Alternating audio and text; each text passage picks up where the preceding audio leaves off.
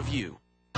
We have some major news on the ACORN story, which Fox, of course, broke earlier today. There will be a federal investigation into that organization's money. Treasury Department Inspector General announced it will conduct a review of ACORN's finances. My next guest says it's about time. Republican Congressman Steve King of Iowa began calling for an audit and an investigation of ACORN weeks and months ago. Congressman King joins us now from inside the Beltway. Congressman, thank you for being here. Thanks for having me on, David. Have they ever been audited before? Not to my knowledge. I don't have a knowledge that they've gone into this, and hopefully this will be broad enough that it'll take in all of the affiliates of ACORN as well. Well, the most surprising thing for me, because I've been following ACORN literally for over 20 years now, is that they are a for-profit organization. All this time, I had thought that what they were doing was under the nonprofit umbrella, but they haven't been doing that. I guess part of the problem is they've been mixing these nonprofits with their profit organization, correct? Mm-hmm.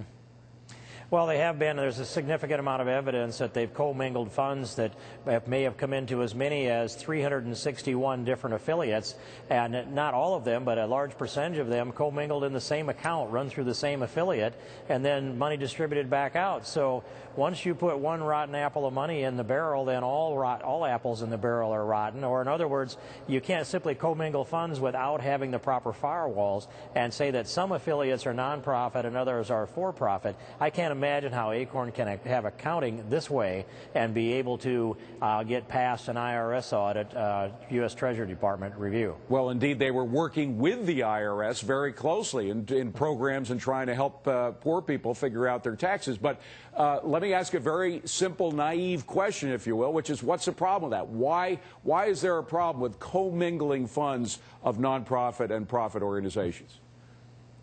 Well, because there are fairly strict rules on firewalls that have to be maintained in accounting practices so that funds that are not-for-profit funds aren't used for, let's say, partisan political activities.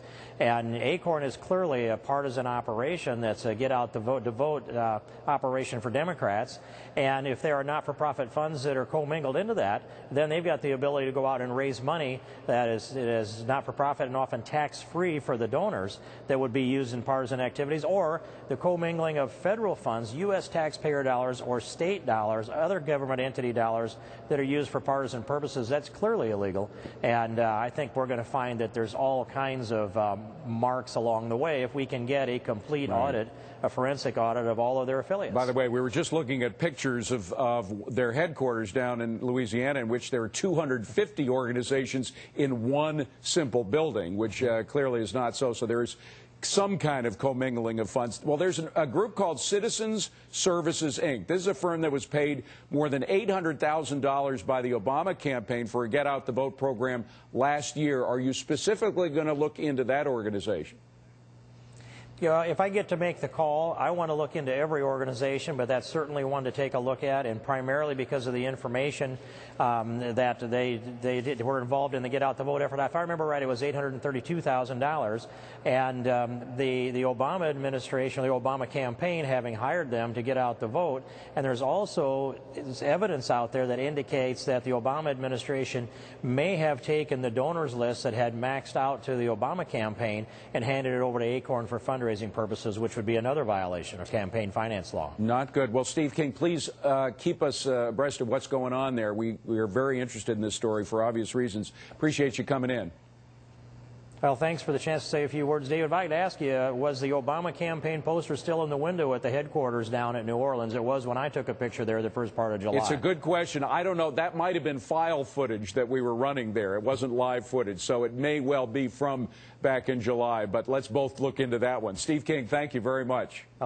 I'll send you my picture. Thank you, David. I appreciate it. Let's bring back whistleblower Gregory Hall. He is a former ACORN employee who saw ACORN's corruption, left the organization, and launched the, quote, Speaking Truth to Power